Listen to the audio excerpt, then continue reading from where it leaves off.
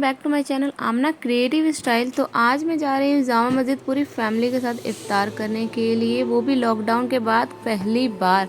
जी हाँ दोस्तों, यहाँ पे काफ़ी ज़्यादा मज़ा आने वाला है इफ्तार में। तो मैंने सबसे पहले फ्रूट्स कट करके पैक कर लिया। यहाँ पे मैंने चने बना लिए हैं, पैक कर लिया उसको भी। और हमारे साथ मेरी 1.5 साल की बेटी भी जा रही थी, तो जिसके लिए मैंने लंच बना के पैक कर लिया। और सारी चीज़ों को मैं बैग के अंदर रख लूँगी। साथ ही साथ मैंने इसके अंदर रूह अफ़ज़ा भी रख लिया है बना करके, जो कि रमज़ान में काफ़ी इम्पोर्टेंट पार्ट होता है। और स्पून वगैरह और प्लेट्स, और यहाँ पे मैंने एक चादर भी रख लिया है बैग के अंदर, ताकि हम लोग वहाँ पे चादर बिछा के आराम से बैठ सकें।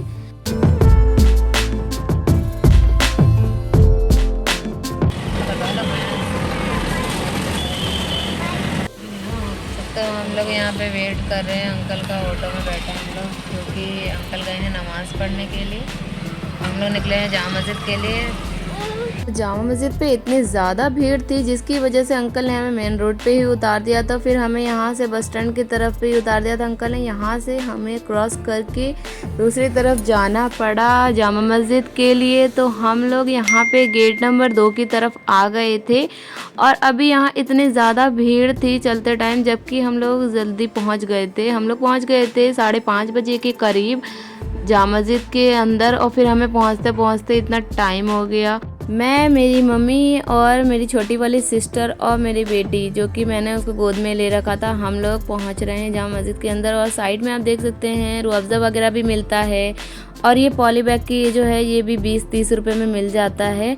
और ये अगर आप घर से बेडशीट वगैरह नहीं लाते तो आप ये बाहर से परचेज़ कर सकते हैं। फिर यहाँ पे हम लोग गेट नंबर 2 से पहुँच गए थे जामा मस्जिद के अंदर। और फिर मैं यहाँ खड़े होकर देख रही थी कोई जगह मिल जाए। तो फाइनली मैंने एक जगह ढूंढी, वहाँ पे चादर बिछाया, मम्मी को और अपनी डॉटर को बिठा दिया। मैं और मेरी छोटी वाली सिस्टर पहुँच गए वज़ू करने के लिए। तो हम दोनों ने जल्दी जल्दी वज़ू किया और असर की नमाज़ अदा की।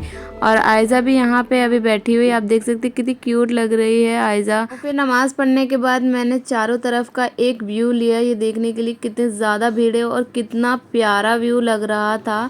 नॉर्मल डेज़ में आप आएंगे ना तो इतना ज़्यादा मज़ा नहीं आता, क्योंकि वो खाली होता है। इस टाइम पे क्या है, हर कोई अपने घर से रोज़ा खोलने के लिए, इफ्तार के लिए आते हैं। यहाँ पर अपने घरों से बनाकर लेकर आते हैं। और यहाँ पे अब टाइम काफ़ी ज़्यादा हो गया है, मगर मेरा ब्रदर और मेरा एक छोटा वाला भाई अयान, वो भी आने वाला था, बिलाल और अयान, पर वो अभी तक नहीं पहुँचे। हम लोगों को लेट हो रहा था, इसलिए हमने सारी चीज़ें प्लेट के अंदर ट्रांसफ़र कर ली। और चना ना हमने ट्रांसफ़र नहीं किया, क्योंकि ना वो गीला हो जाता, गंदा हो जाता, इस वजह से हमने किया नहीं। उसे हमने टिफ़िन में ही रहने दिया। सारी चीज़ें हमने बाहर निकाल ली इफ्तार के। अब हम इंतज़ार कर रहे हैं अजान का।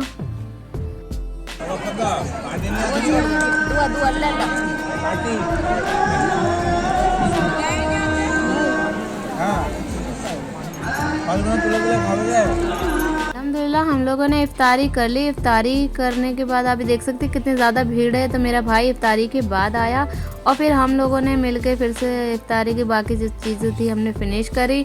उसके बाद मम्मी ने नमाज़ अदा की। और आप देख सकते हैं मगरिब का टाइम हो गया है।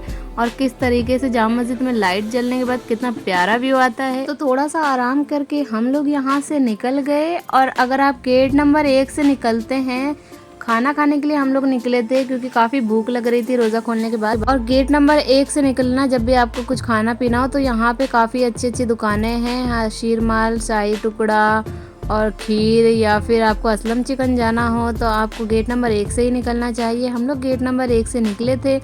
तो यहाँ पे काफ़ी भीड़ थी, इतनी भीड़ थी कि मैं आपको बता नहीं सकती। हम लोग बीच में ही फंस गए थे, बस ऐसा लग रहा था कि हम लोग रेंग रेंग के चल रहे हैं। उसके बाद यहाँ पे हमने काफ़ी सारी शॉप्स देखे, जो शर्ट्स वगैरह आपको लेने हैं या इत्र वगैरह लेने, तो आपको 1 नंबर गेट पे मिल जाएगा।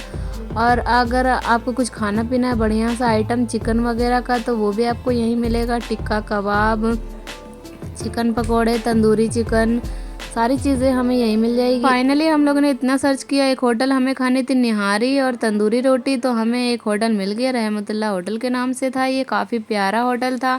तो हम पूरी फैमिली यहाँ बैठ गए और हमने ऑर्डर किया 3 निहारी और 1 कौरमा, चिकन कौरमा।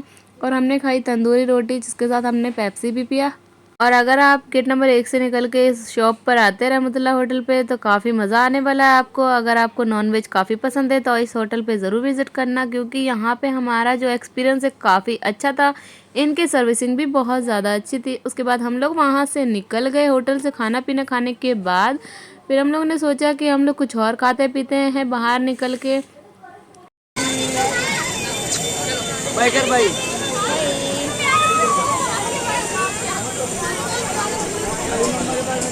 फिर इसके बाद हम लोगों ने पिया शरबत मोहब्बत, काफ़ी ज़्यादा फेमस है जामा मस्जिद का। और इनका जो अभी शरबत मोहब्बत का स्टाइल है वो काफ़ी यूनिक हो गया है पिछले साल से।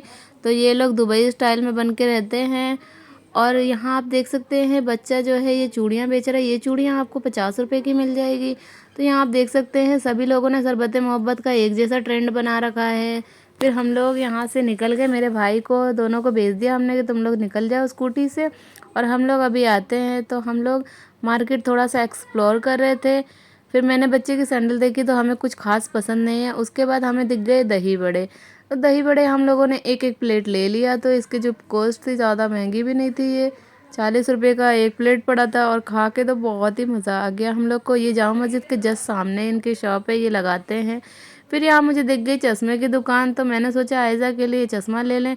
काफ़ी क्यूट लग रही है आयज़ा चश्मे में, तो मैंने ये चश्मा उसके लिए परचेज़ कर लिया। ये था मेरा आज का जामा मस्जिद का फुल ब्लॉग। अगर आपको मेरी वीडियो पसंद आए तो चैनल को सब्सक्राइब करना बिल्कुल ना भूलें और वीडियो को लाइक करना बिल्कुल ना भूलें।